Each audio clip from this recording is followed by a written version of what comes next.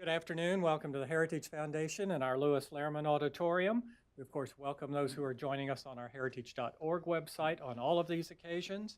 For those here in-house, we do ask that courtesy to see that our mobile devices of various sorts have been turned off or silenced as we prepare to begin.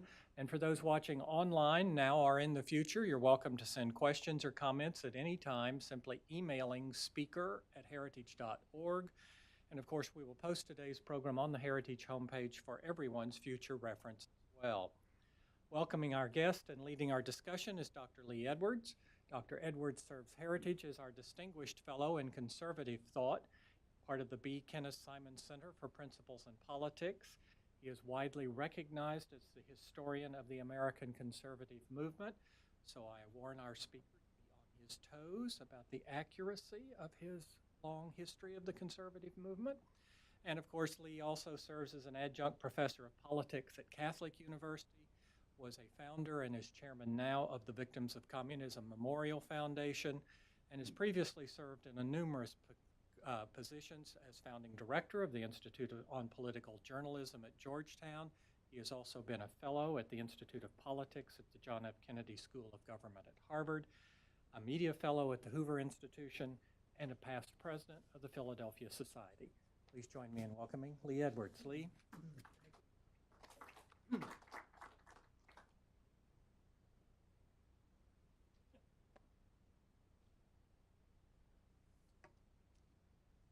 So, good afternoon, ladies and gentlemen, and welcome to the Heritage Foundation. Our special guest this afternoon, Arnie Steinberg, may be the most unsung conservative political consultant of the last half century. Here are some of his accomplishments. He pioneered polling and research techniques which are now routinely used in most political campaigns. He's written 2 standard textbooks on political campaign management. He developed the media strategy that helped elect the most principled conservative in the U.S. Senate, James Buckley of New York. If he did nothing else but that, we would applaud him. He created winning coalitions for candidates and successful ballot initiatives in the state that's more like a nation than any other, California. And I think it's particularly important that our guest is from California, the West Coast. Sometimes we get very full of ourselves here on the East Coast and think that the world revolves around Washington, D.C. It doesn't. Arnie has known and worked with some of the most prominent conservatives of our time, including Ronald Reagan, John Wayne, I want to hear about that, Jim Buckley, Phil Crane, Bob Dornan, and Clint Eastwood. He's a true Californian whose amazing career and manifold contributions are reminders, as I say, that the conservative movement is not limited to what happens east of the Mississippi and south of the Mason-Dixon line. Now, Ernie may look mild and meek, but he completed infantry training at Fort Leonard Wood and served with the California National Guard, the D.C. National Guard, and the U.S. Coast Guard Reserve. I think fairly it can be said that Arnie Steinberg is a mensch of the old school, and the Heritage Foundation is delighted to have him here to talk about his latest book, Whiplash, a revealing, and may I say, riveting memoir.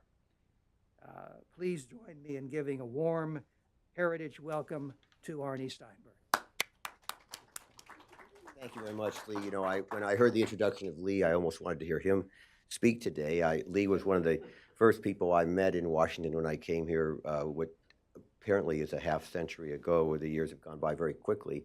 Lee then was, I thought about, was older than I, and he still is.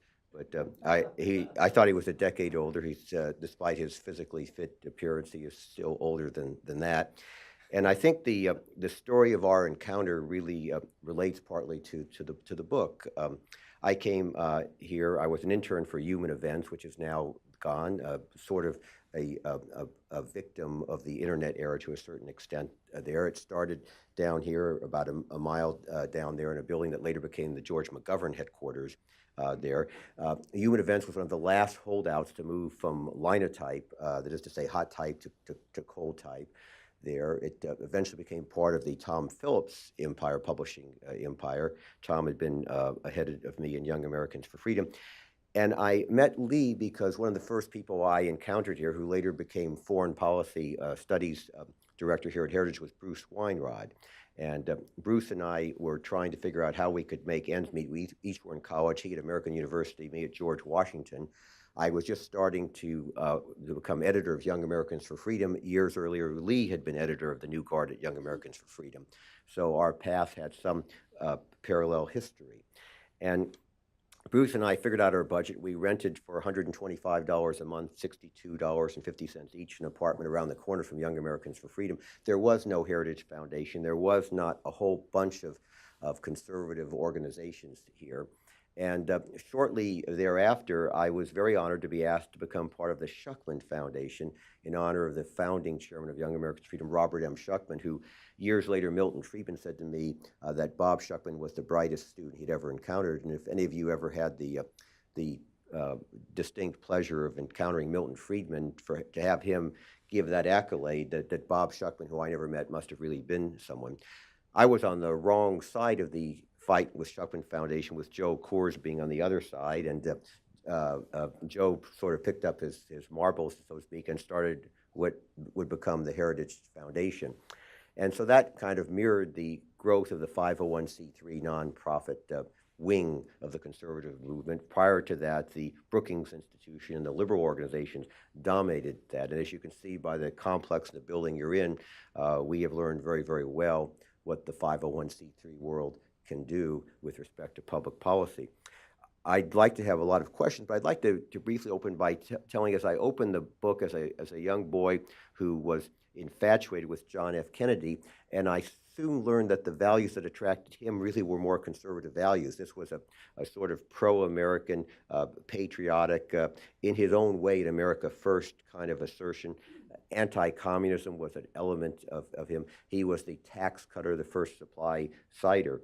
And when I became disillusioned after the Bay of Pigs and started to look, and I was very fortunate, we had a kind of an honors economics course in high school, way ahead of its day. And my teacher, who had graduated UCLA at 19 and was teaching for a while, was part of the Chicago School, which was UCLA, which was the University of Chicago Economics Free Market School of the West. And I started reading Milton Friedman and soon Ludwig von Mises and Friedrich Hayek.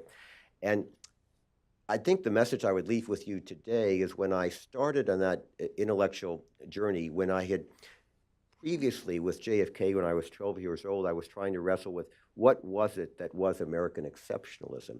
And I thought of I was in high school civics and so on. It was free speech and freedom of religion and all of these things and property rights.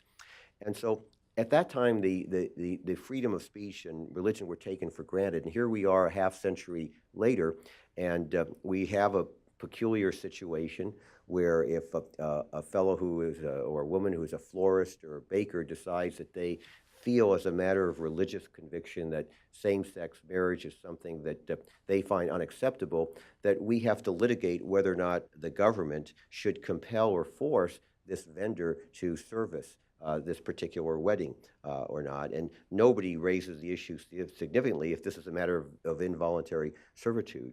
And our property rights as a whole have so eroded that any of you who've been in business or even personally tried to build a home, we've gone far beyond public safety.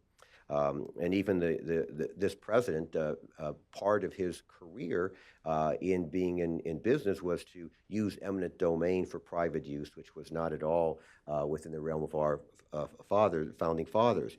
So one of the questions I raise in the book, which is very controversial and upsets some of the liberals, is to what extent there is a consensus in this country as to what is the core of American values. If we don't have freedom of speech. We can't even agree on that. And we know in college campuses today, it actually, in my judgment, is worse than the late 1960s, where I was involved in going on campuses and sometimes had to be protected with security. There was violence. I debated a person who later served time for the bombing in Greenwich Village, where they were manufacturing bombs and planning to have what we now see in the Middle East, terrorism, where within these bombs they were going to have nails go off back then at Fort Dix at a dance for soldiers.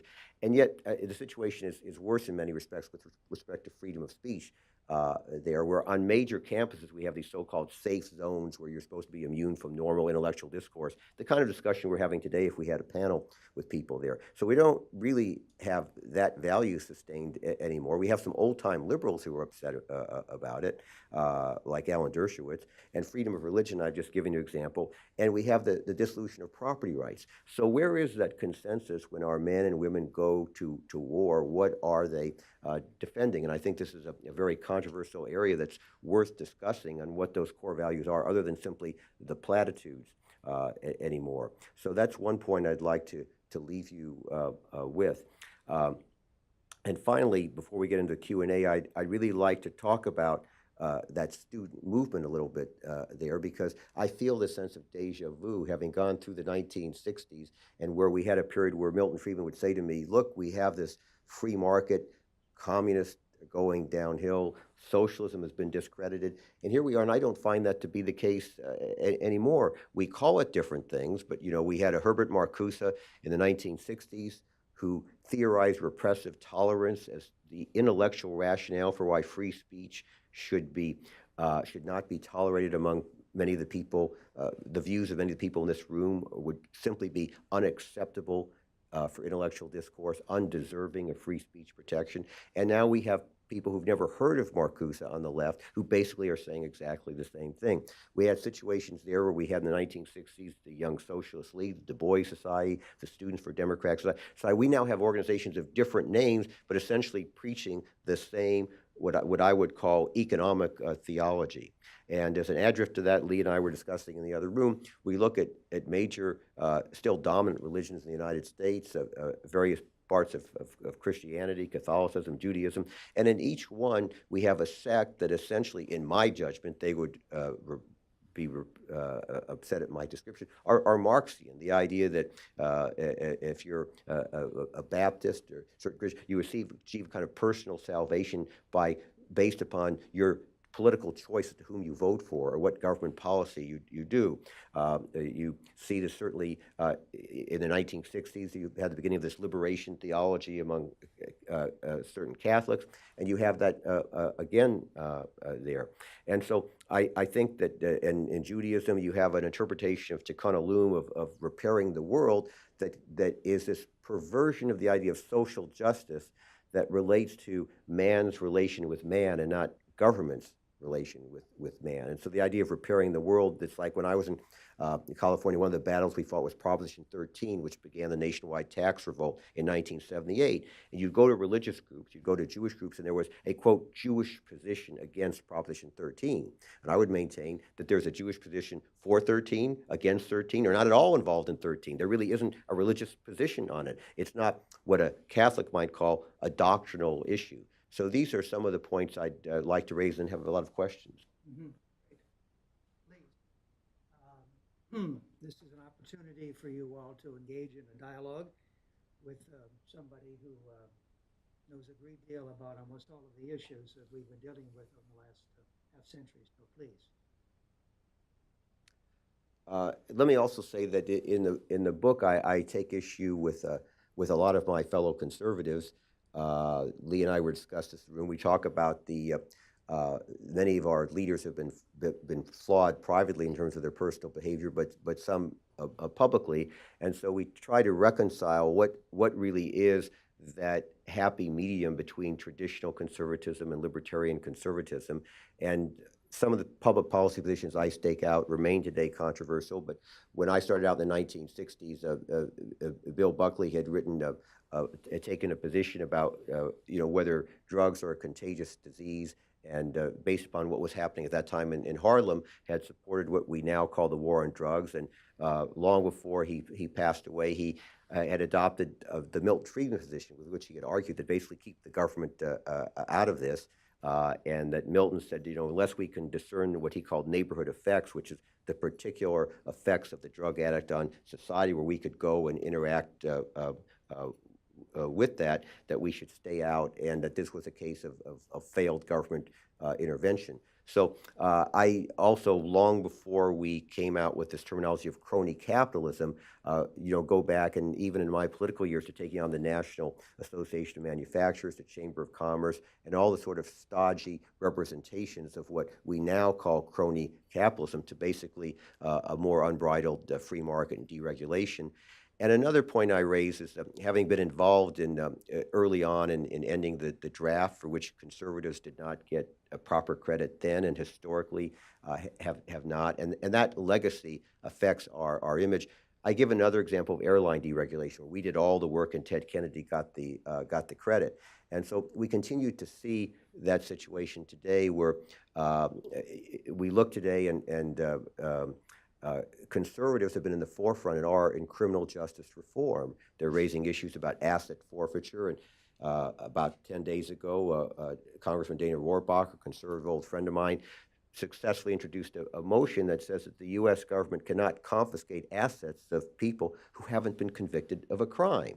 Now, that's conservative, that's not liberal, but we don't get the credit for it. Chuck Colson, one of the famed Watergate defendants, founded an enormously successful and huge Christian ministry that's been at the forefront of criminal justice reform. My friend Mitch Daniels, governor of Indiana, did far more in this field than Jerry Brown, a liberal, but we're not getting proper credit for it. And I would point out to you, as you read the book, that some of you are very familiar with de Tocqueville's Democracy in America, classic conservatism. But how many of our people know that de Tocqueville came here to study why we had so few people incarcerated in the United States? And that's what he was writing about. And then he came to write Democracy in America because he was trying to figure out what makes this bizarre nation so strange to him, a European there. How do we have this sense of community where people who are so different somehow get together and peacefully work together and are able to keep their identity and come into this common culture? And he predicted that if the day came when the United States became, he didn't use these words, mass incarceration, there would be something profoundly wrong and missing and lacking in that sense of community. So, in my book, I take on these sort of knee-jerk law and order, conservatives who have taken our society away from the minimal order that we conservatives want, because we conservatives know that ordered liberty requires some level of order to assure the fulfillment of liberty. But the idea is a minimum of order, not a maximum of order. So there are a lot of areas of disagreement where we cover. And Lee mentioned my old boss, Jim Buckley, and he was one of those great people in the Senate and the House who was not simply a politician, but a man of ideas. And this being a heritage today, calls into mind 2 points that I make in the book. One is that ideas are more powerful than politics there. And at the end of the day, candidates come and go, elections come and go, but they're all simply holding your finger in the dike. And what we really have to do is triumph in ideas. And the second point I make is that with respect to Trump also, that it is a cultural war, that this last election was by no means transformational. You can look at the state of Michigan, where the leftist running got far more votes than Trump won by there, and a few numbers here and there changed. You would have had a different electoral result, and all the so-called pundits would have been interpreting it entirely differently. So really, truly, at the end of the day, the battle is over the culture, however you define it. And the culture includes as far-flung at one side as 501c3 public policy foundations like Heritage. It includes the academy, the universities, and graduate courses, and professors. And sadly, I told Lee here, even at the high school level, where my son is subject to kind of an indoctrination there, where on his reading list, or a list of books, and I recount the book, one of which is Night by Elie Wiesel, which has sold tens of millions, a short, moving classic, where the teacher went to the school board to replace it with a politically correct book on counterculturalism there. Well, you can get all the stuff on diversity and multiculturalism by just going to the movies or watching a television program or anywhere else there. You don't get a whole lot about World War II or the Holocaust or our founding fathers in the schools anymore. So you really need to get it there. So the culture includes all that, as well as aspects of media, whether it's now the internet or television or radio or movies and all of that there. And in those areas there, we are losing the battle, if not the war. And while in my book I point out that there are counterintuitive results, that is, we had in the 1950s on television, Leave It to Beaver and Father Knows Best and all of these things that some people would associate with classic family values, but those who watched them went into the 1960s and went the other way. So there is an argument that is not a fallible predictor or precursor of behavior to look at movies or television or the culture and see those in that, and they're going to replicate that. But I think the more safe premise is to try to have a culture that is not the cutting edge for the people on the other side. And I can tell you, as somebody who happens to be Jewish, it is a matter of great curious inquiry, the tremendous rationale put forth for massive Muslim immigration into the United States, and historically comparing these folks to Jews escaping the Holocaust. There are some historical comparisons. I mean, there was certainly a lot of anti-Semitism then, anti-immigrant feeling there, but it was a wholly different era then. And so when Lee and I are talking about Protestant Catholicism, Judaism, and this mixture there, you now find a tremendous historical revisionism in the public discourse and the culture there, and it's part of grade school and high school education and part of college education, the media, where it's repeated so often that unless somebody has parents or a background or knows history there, you have bright kids who are coming out with the sort of mythology there that essentially guides their approach to what they do in their life. If they go and they become a screenwriter, they go into television or radio, that's what affects it. And we now have so many film schools that may produce students who are capable of directing or producing or camera work there, but they're all screwed up in their head, and that's why when you watch a TV show, it says the problem is not terrorism, the problem is Islamophobia there, that there's this irrational approach there. And so those of us who have over the years had many friends who happen to be Muslims or who have come to this country, we know that there is a difference between those Muslim immigrants of the past who sought assimilation, like many other Americans, and many of those today who do seek assimilation, but many who don't. And so we see that in a situation now where if you look past historically at Muslims who came here or Jews who came here decades ago, neither those Jews nor those Muslims sought some special accommodation there. If you had a Jew who did not eat pork or ham and worked in a supermarket, he or she never said, well, I can't handle pork or I can't handle ham. That was just part of their job. They didn't eat it. They didn't violate their religious protocols. And now you look and there's litigation by, let's say, a Muslim truck driver who says, well, I want the government to order this trucking company to tell them I won't have alcohol in my truck or I won't have pork in my truck there. So these are some of the points I raised that I think are very, very contemporary. Yes, sir. Doing this. Oh, thank you. Thank you for being with us today. My name is Michael Maybach. We have typically in the American presidency people that have been most of their lives involved in politics. We understand their philosophy. We now have a president who didn't even know what party he was in from year to year. We don't know if he's a conservative or a populist. He has a very different approach. You've seen these people in politics all of your life. How would you depict what kind of organizing principle the president has? And is he a populist, a conservative, transactionalist? What would you say? Well, I think it's a series of good questions, which alone taken together would be a topic for an entire seminar. I think first off, I think that the populist representation is in itself questionable, because I think the true populist strand of conservatism would have taken on the eminent domain, let's say, that he practiced as a business person. And that populism, in my judgment, is not rooted in sort of the nativism of a Pat Buchanan, a contemporary American first that seems to exclude people there. So I always viewed populism as the sort of thing that we did as sort of involved in libertarianism, which was to take on the establishment to suggest that limited government would benefit people who were rising up from the bottom, and not be at all confused with providing any kind of privilege, whether it was franchises for certain corporations or whatever. And also, that kind of populism would oppose these so-called private-public partnerships that I view, and this would be interpreted by some as overblown rhetoric, to be more akin to a fascism corporate kind of state there. So the first point I would make is I'm not entirely pleased with the populism as it's mentioned. I understand the feeling quite correctly about American workers who've been left out by the sort of multinationalism and what we see there. And I think there's a great deal to be said for that, and to dealing with that, where we have people making enormous sums of money and our workers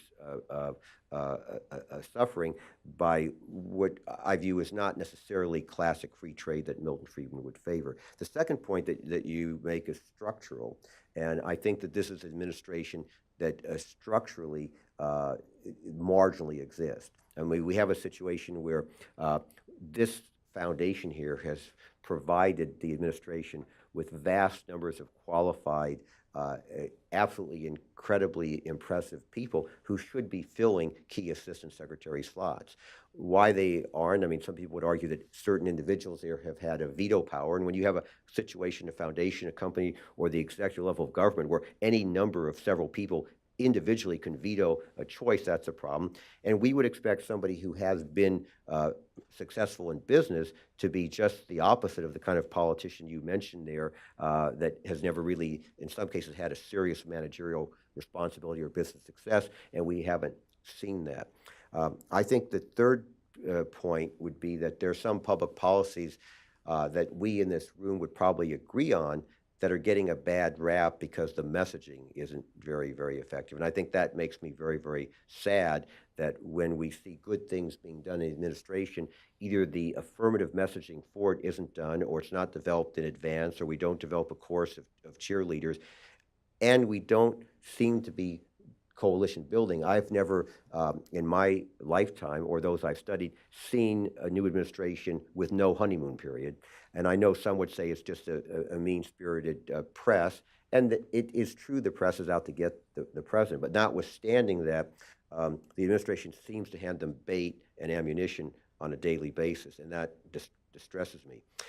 As somebody who first started as kind of a message kind of a guy, and one of the people I met was Lee, who was kind of a message kind of a guy. He'd been press secretary to Barry Goldwater in 64 years earlier. When you look at someone like Lee, who later in life got a PhD and has therefore was not merely a technician, but he always had something in his heart and soul that pertained to ideas that drove him, rather than just the energy and adrenaline of the news conference and so on there. And we seem to see that lacking in politics in general, and in this administration in particular. So I think the answer to the opening of your question is that there is a scarcity of certain ideas in the administration and policy and intellectual framework, and we see the results of that in sort of this tactical maneuvering back and forth there. The bottom line is that we have an imperfect and flawed vessel, and many of us were simply never Hillary, and so we find great redemption in certain staggeringly, monumentally important victories, such as the new Supreme Court justice. And so we hope that these and other policies will persist beyond the tenure of one term or two terms, and that in particular will, but those that are done by executive order will not there. And so as I recount in the book, we face this paradox that conservatives have always felt, which Frank Meyer and others, some of you never maybe had the privilege of knowing, said, which is because we live in a revolutionary age, we conservatives have become the revolutionary because we really don't favor the status quo, and nothing has changed in the several decades in which I first met Lee. We didn't favor the status quo then, and we don't really favor the status quo now. In almost any aspect, we don't. And so we have a president who is going after some parts of the status quo that we don't favor, and we have the paradox that to uproot the executive orders of the prior administration, which we felt were beyond what a president should do, because we don't favor an imperial presidency. We nevertheless are backing a presidency that in some respects seems imperial and must use executive orders that we would normally not like to see to undo the prior executive orders. So the bottom line is it's a mess. Yes, sir. Arnie, Lee was kind enough to point out your California background. And those of us who remember when your book starts, the progression of politics in California over the years, it's a simple question. What happened? Well, I think what happened is severalfold. You know, when I grew up, I don't know how many of you are familiar with Southern California, but, you know, Los Angeles now, the 15 members of the LA City Council, which is nonpartisan, except for one of them that's mildly Republican, the 14, it's basically the way I used to remember, you know, Berkeley years ago, or Santa Monica, which we call the People's Republic of Santa Monica. And now LA City is that way, and New York is that way, two major power centers. I think what happened is a lot of things. When I was involved as a youth co-chairman for Ronald Reagan in 1966 for governor, LA County, the statewide Reagan campaign divided LA County into 7 regions and had 7 people, each one a full-time staff for a part. That's how vote-rich LA County was. Now Orange County is going downhill. So I think part of it is certainly demographic there. I think in many ways California is heading toward a third world population. And what California has been a precursor of what we see nationally, and that's what is frightening, is we hope it isn't at this particular point. From a good standpoint, you know, Los Angeles, California, we're advanced in a lot of good things. We were the first city in LA to have longer news broadcast as an example, and to do a lot of good things. But because of the demographic journey, what we've seen there more than in many parts of the nation is this peculiar demography that's associated with a lack of assimilation, and those in California have encouraged that. There was an occasional exception where we had a ballot measure that succeeded to do away with bilingual education and replace it with immersion. And any of you know anything about languages? I mean, my father came from Poland to Argentina. He got off the ship and learned Spanish. That's what he had to do. Nobody just said, we're going to have a special program for people who speak Polish in Argentina. And shortly thereafter, he came to the United States. He got off the boat and he learned English. It's not necessarily, although he was an intelligent man, learning a new language is not necessarily correlated with intelligence. So in California, in answer to your question in particular, we've gone to the other extreme. I think in LA City schools, I think they've got like 90 different languages there. We have a voter pamphlet in the last election that was single space, small print, 100 pages dealing with ballot measures that I don't know anybody who read it in English. We print it in a whole bunch of languages. Total waste, total silliness there.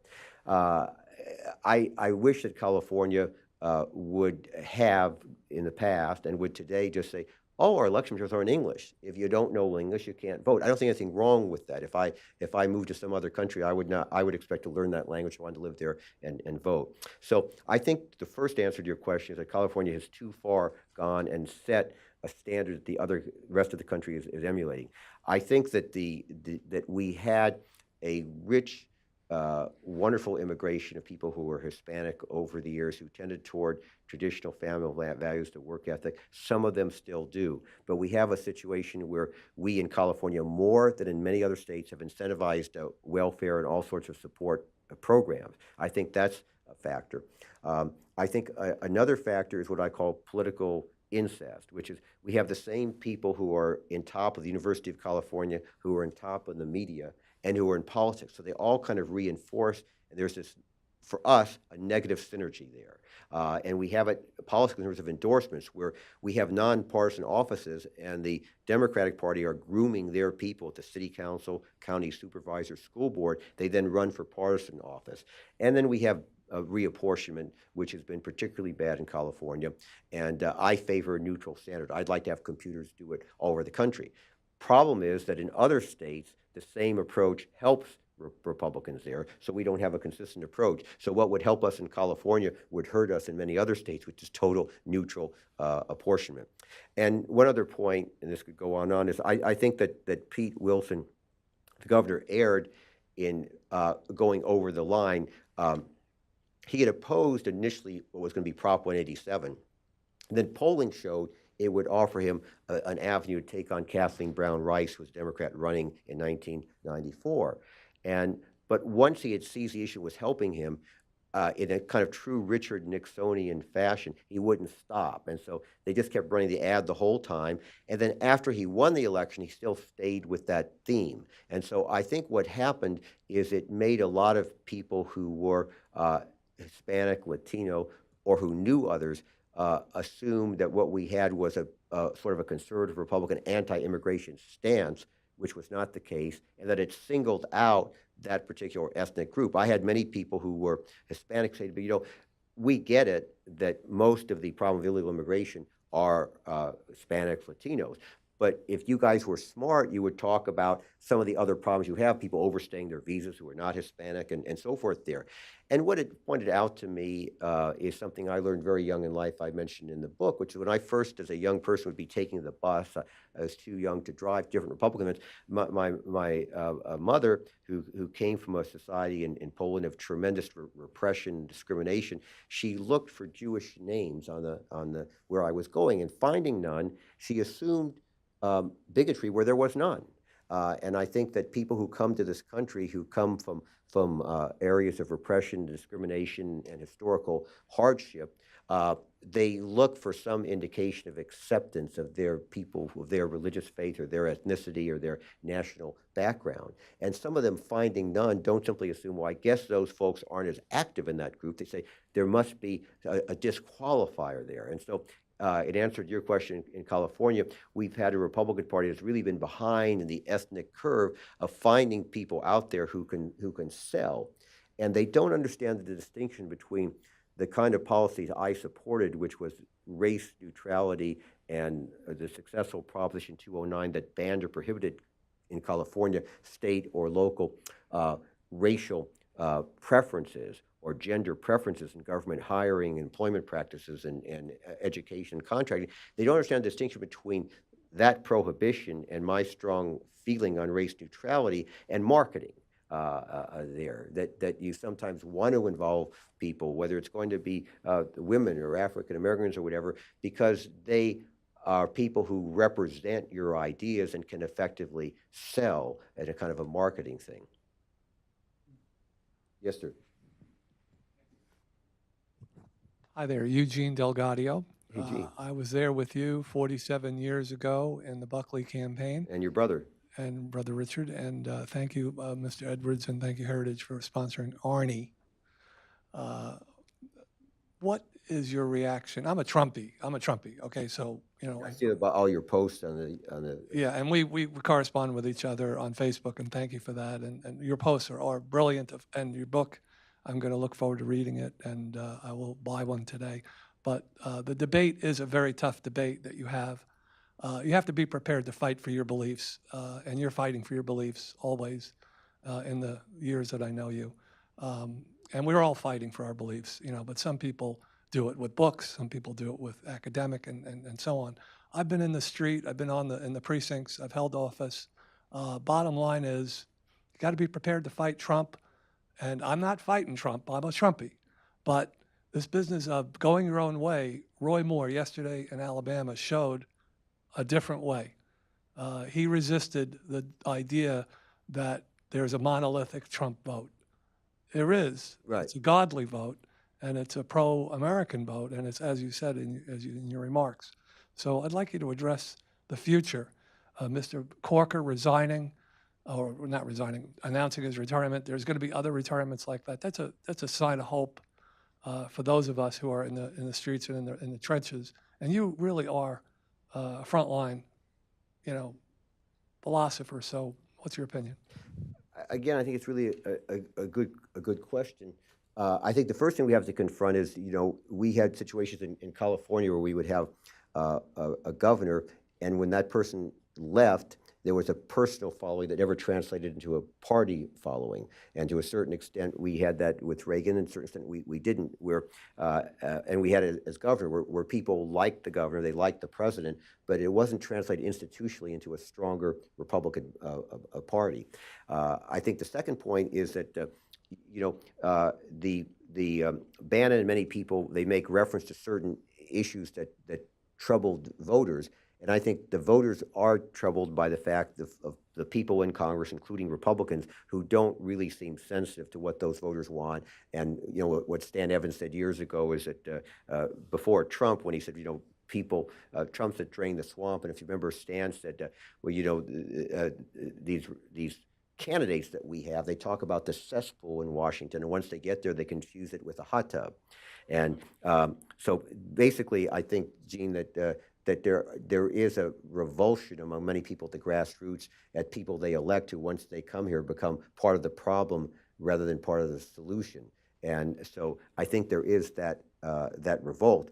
I think at the same time, what we have is confusion, because when you eliminate the kind of hardcore people that we know that are activists, and you poll, you find that some of the people there don't really care about some of these issues. It's like that confusion where Congress is awful, but I like my incumbent there, and that disassociation there. And so they say, okay, we don't like Mitch McConnell, we don't like these people there. But when you start getting into specifics, it isn't necessarily the issues that animate you and that animate me. There is just this imagery of sort of a do-nothing Congress, and Congress is awful. Now, that's rebounding to the president's benefit, because despite his low numbers, they have low numbers there. So that helps him communicate there with this imprecise enemy. What I worry about most is that we're off policy and off message, of which I think that the tweeting is an example. I think that this president is brilliant in having seized upon the new media, including tweeting. And for that, I think he will historically be remembered.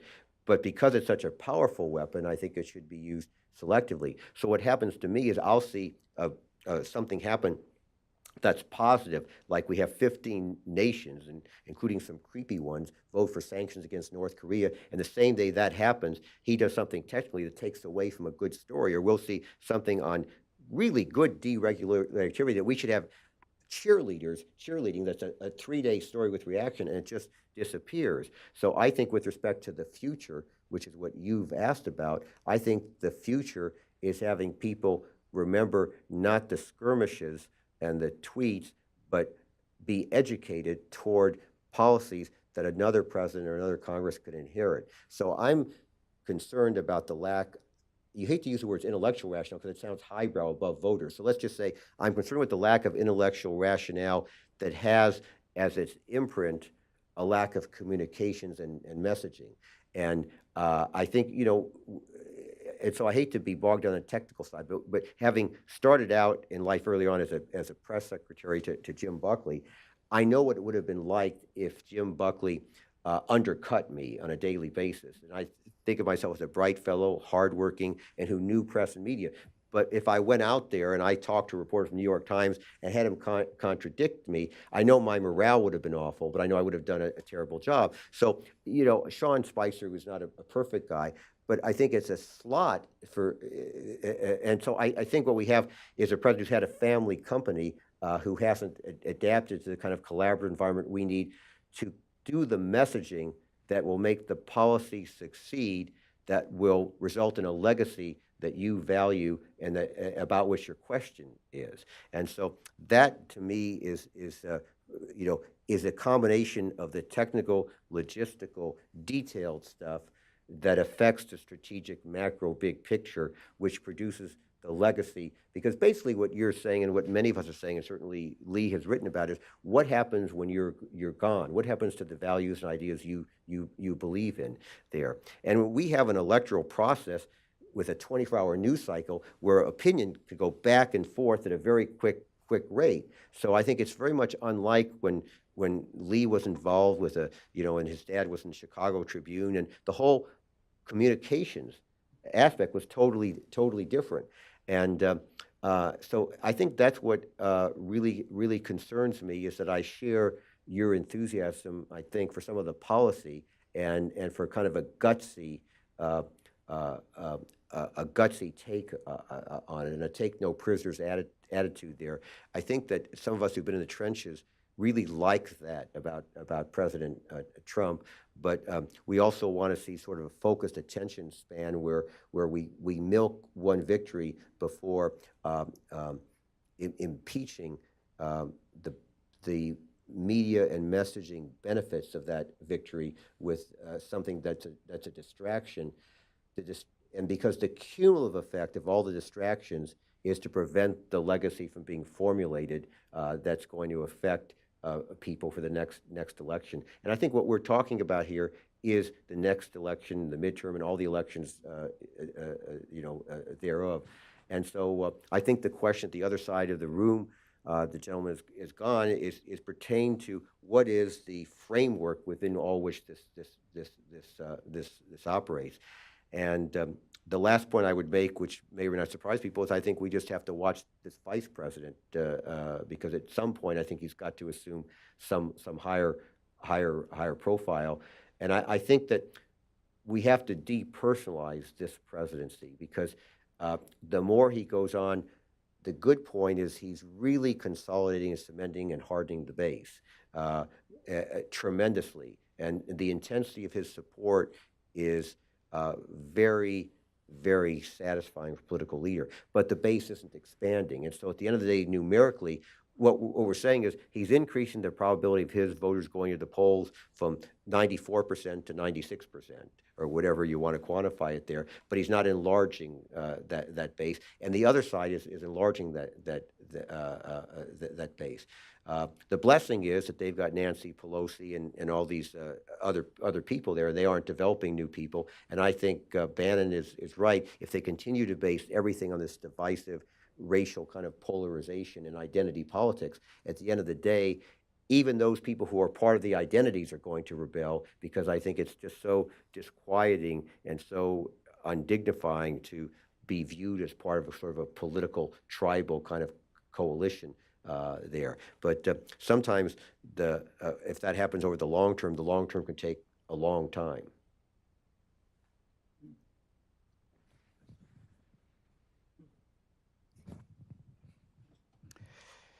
Your book is a historical study of 50 years. So, in this study, do you find the Republican should be liberal or more conservative? I'm sorry, what was the question? Republican Party should be more liberal or more conservative? Should the Republican be more liberal or more conservative? I think part of the problem is that the terms have lost a lot of meaning. For example, if you mean by liberal that it should be more pronounced on criminal justice reform, then I would say so, but I don't consider that liberal. I consider the sort of prison industrial complex to be more liberal. In my state of California, we had a question about the future of politics there. The prison guards union there gives more money to Democrats because they're in power. They want more prisons because there'll be more employment and more pay for prison guards. That's not conservative to me. But if somebody looks at traditional terms, they would say, "Oh, you're going against mass incarceration." And so, but it's Christian prison ministries that offer a more efficacious way of cutting the recidivism rate from over 60%. It's not It's not government. So I think that's an example of confusion between liberal and conservative there. So I think that what we should be is more populist, as someone said, but populism is not exclusionary or America first or Eurocentric there. But populism is for the small guy, and it's against Wall Street. It's for Main Street, and that's a cliche. I don't have enough time to go into the specifics of it, but that's what we ought to be. I think that, an example I give in my book is that conservatives fail to distinguish between the use of government coercion that conservatives oppose and simply speaking out on what makes sense. For example, I don't think that the government should tell corporations what they should pay their CEOs. If they overpay, that's their business if they're screwed up. So on. But there's no reason why a conservative, somebody at the Heritage Foundation, can't say, we think that that person was a jerk. They ruined the corporation. They walked away with a $50 million golden parachute, and that's not what we believe in. We don't think the government should regulate it. We don't think it should be illegal, but we don't like it there.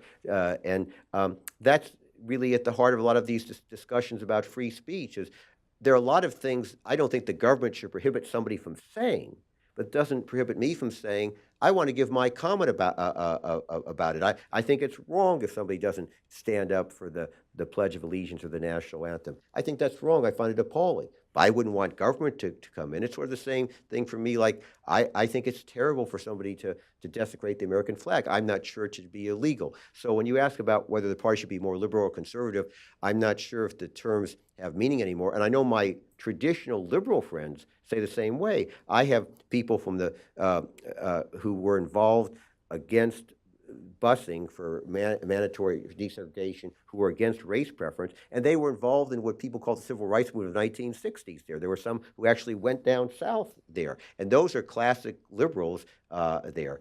But we have a fundamental misunderstanding in this country. A new book out by Richard Rothstein that explains the government as the major backer of segregation in this country, not the private sector. He actually goes to government housing policy, the Federal Housing Administration, 1950s, that actually supported restrictive covenants and all kinds of policies there. So the problem is not liberal conservatives, that we haven't educated people into what conservatism is, and they confuse it. And so it distresses me when you see this alt-right term and these wacko Nazi things, and anybody in the media relates that to conservatism. There's just nothing in common with it, and I think that makes the confusion greater.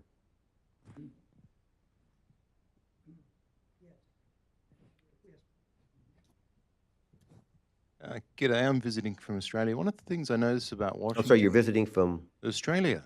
Okay. One of the things I noticed about Washington... You've got a great embassy down here. Yeah, it's being redone. A little small. But Washington's very censorious. I mean, no one tells jokes around town. It's a pretty risk-averse place. And touches on your earlier point about the role of government in terms of limiting speech. It's not so much government that does that these days, it's employers. So what does that leave conservatives if they're risking their employment by having an opinion on a conservative issue? Well, you've raised two issues. The first is the general issue of employers and free speech, and the second is the effect on conservatives. I think this is a very difficult challenge because I'm one of those classic people who interpreted the First Amendment as that government should not have this power. On the other hand, believing in property rights and individual liberty, I feel that unless there's a legal basis, that employers have a right to do certain things that I might find distasteful. On the other hand, using the word liberal, a lot of the sort of liberal,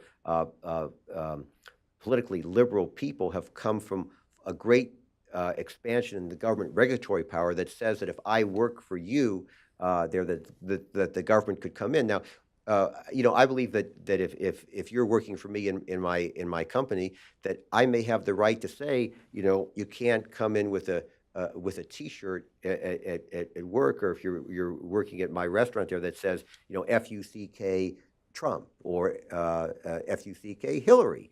There that I don't, as a business person, I don't want to mix that there. So there's a great deal of confusion there over what constitutes a reasonable restriction and what doesn't. So I'm very skeptical of people who are telling the private sector what they can and cannot do. Now, what you've asked about is, I think, what is going, over the line at points there, and I think it's true that conservatives are bearing more of the brunt of this political correctness run rampant, and it's not consistent. So you had in Los Angeles there, you had a fellow there who Donald Sterling, who was essentially stripped of his ownership of a sports franchise there because in a phone call to his young mistress, he had made some negative aspersions toward African Americans there. So if somebody is saying something that seems really off, there's one standard applied to them and not a standard to another. I'm generally a free speech person there, but I'm very wary of government getting involved and telling private employers what they can and cannot do, because I think that the net result is a net negative. So I'd like to see private employers being able to do more, even if it means limiting free speech, just because I think they should have the right in their own business to do things, even though I might disagree. So I think you have to find a line between what constitutes legally actionable restrictions, where an employee can just say, you've essentially violated our written or oral contract by which I, as an employee, work for you, and you can't do that there, which I would find acceptable in behalf of the employee, to just things where I don't like. So, I'm of that old school where if you're a liberal and you don't like your employer because he's doing something against you because you're liberal, and if it's not within a legal framework that's actionable, you say, I guess I'll just have to find another job there. And so that's kind of the way I was, raised. My father just said, if you really have a lot of problems and you want to be so independent, start your own business there. But when you go to work for somebody, and I'll end my answer with one very, very quick anecdote. Is I did jury research, focus group research, and one time I had a client, Manny Klaus, a great libertarian lawyer and a litigator, and so we did focus groups on a case. The bottom line of which was that somebody had gone to a conference for the industry represent with the employees for this company, and at that conference, paid for by the company, switched himself and all the employees to work for another company. And so there was a complex federal lawsuit there from the original company. The original company just said, this was wrong, you've gone over to our competitor. And so in the focus group, the people who were politically liberal, were sort of behavioral oriented, were persuaded by the evidence against the original company, saying, well, the original company wasn't responsive in terms of human resources. They didn't respond well to their emails. They didn't respond well to their complaints. They didn't treat these employees nice enough. So these employees were entitled to simply forthwith leave at this trade conference where they had gone representing the original company. The prospective juror in my focus groups who held out was an older African-American man. And so had a devout religious person, as it happens to be. And he was the strongest of the people who held in favor of the original company, who said, yeah, they should sue, and these were wrong. So I asked him, there's a two-way mirror with my clients looking, and I probed. And basically he said, in a way that probably offended some of the younger people there, he said, well, when you work for the man, you work for the man. But if you don't like it, you just leave and get another job. And so they're arguing back and forth in this focus group with the younger younger men and younger women who are saying, well, these people's human needs weren't met, and there wasn't good communications there. They weren't sensitive to how they felt, and these people weren't happy with some of their work problems. They didn't get their email responded and so on. And this guy is saying, I don't give there about all this psychological babble stuff there. If it's that bad, just have them leave and go get another job. But this company paid for them to go to this trade conference, and all these people there, they met in a hotel suite, and they went off with a competitor there. And he said it was on their dime there. And so that kind of illustrated a kind of generational cultural conflict, and that the current generation viewed this employer as having these sort of obligations to communicate all these things that may indeed be worthwhile from a business standpoint. You may want to keep your employees happy and communicate. The question was a legal one, which is these people all went on the employer's dime, so to speak, and in fact conspired once they were there with all their gripes, and they all decided to leave there. And the lawsuit was a lawsuit for something like unfair competition or whatever. So that kind of, in a micro way, illustrates the conflicts we face in our litigious society, and in people, younger people, especially liberal people, feeling that government should enforce their idea of heaven on earth in the workplace. Well, we're almost through, but I have to say that I think there's one more question, which I know is really on our minds, Arnie, and that is, what is Clint Eastwood really like? Well, you know, I have to tell you that what fascinated me is that I had an image of Clint Eastwood that did not fully recognize the sheer high level of his intelligence and focus.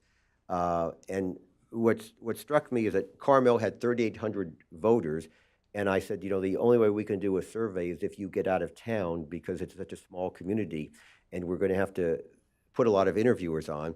And so the question was, who would you vote for? And he was losing by a tremendous amount. And it was the only client I ever had that I could not say, well, you know, if you just get your ID higher, you'll do better in the poll, because he had 100% ID. And so the answer to what he was like is answered by condensing the following discussion. I said, well, you know, I really want to be mayor of Carmel. How much do you think it would take? And I said, well, the more money you spend, the more you'll lose by, because the people of Carmel, when they were asked in the open-end question, why would you vote him? They said, well, you know, he's not going to put in the time, and we don't want more traffic. We don't want more congestion in Carmel. But the main thing is he's not going to put in the time. They found it implausible there. He said, well, I will put in the time. This is very, very important to me. And I said, you know, nobody believes you. Nobody will believe you. He said, well, is there anything that can be done? And so I said, not expecting the answer to be affirmative, I said, well, you know, you could actually go and just campaign full time. You'd have to put in so much time. It doesn't matter how many brochures you send them, how much money you spend, they won't believe it. The only way they would believe it would be if you put in a staggering amount of time in a campaign. And of course, you won't do that. And so the answer to your question, he said, oh, no, I will. And so he dropped everything for 6 weeks and had 64 coffees there and met virtually every voter at 64 two-hour coffees there. And so this was a lesson to me, as I say in the book, in thinking about my own, what I would do. And I thought, well, if I had that success in the world, I had that money and so much there, why would I want to be mayor of Carmel? And secondly, why would I want to risk failure? If I'm at the top of my game and, you know, you could lose, I thought, why would I be humiliated by losing an election of mayor of Carmel when I'm this giant? And I totally misread who this person was, and it humbled me, because I learned then, reinforced, that, you know, take a step back and figure out where somebody's coming from. Don't say, where are you coming from? The same way in politics, don't do a TV commercial that you like, do a TV commercial that works. And so I was stunned at the work ethic, and indeed, for the time he was mayor of Carmel, every Tuesday night, he got on that Warner Brothers plane, if he wasn't there, flew a corporate plane in there, and Carmel is not Washington, D.C., it's not Los Angeles, it's not New York, so when Mrs. Smith wants to add 6 inches to her bay window in the kitchen, it goes before the mayor and the city council. So you have this man of great ability and accomplishment presiding over these menial, trivial decisions there, because it was important. It was important to him. And I've done many public opinion surveys where I had clients who shall remain nameless who could barely understand how to look at the printout, and rarely got into the details. And I remember when I met with Clint Eastwood, late that night he called, he said, am I calling too late? And I said, well, no, what is it? And he was pouring through the computer printout, going through the details, asking questions. So it made me realize that what made this man capable when he ended up later on moving from actor, this was in 1986, to more producing movies, was the tremendous ability to focus on micro details in the production process, such that every movie he ever did came in under budget and came in fewer days here, which is a lot more than we can say about the government. Ladies and gentlemen, please join me. Thank you, Arnie, for that. Now, I know we've enjoyed the talk, and he's been brilliant, and I have to say, Arnie, that I think of that wonderful phrase, action intellectual. And I think that's precisely what you are. That was a term which Teddy White came up with a long time ago. And you are certainly that. He has written a really, I know it's a little big, 600 pages, it's a little big, but it's fascinating. Please line up, and I'm sure, do we want to do it out there or in here? It's okay. What do you want to do about the sales? Here? Yeah, great. We're going to sign it on stage. So please, once again, let's thank Arnie and line up and buy a book.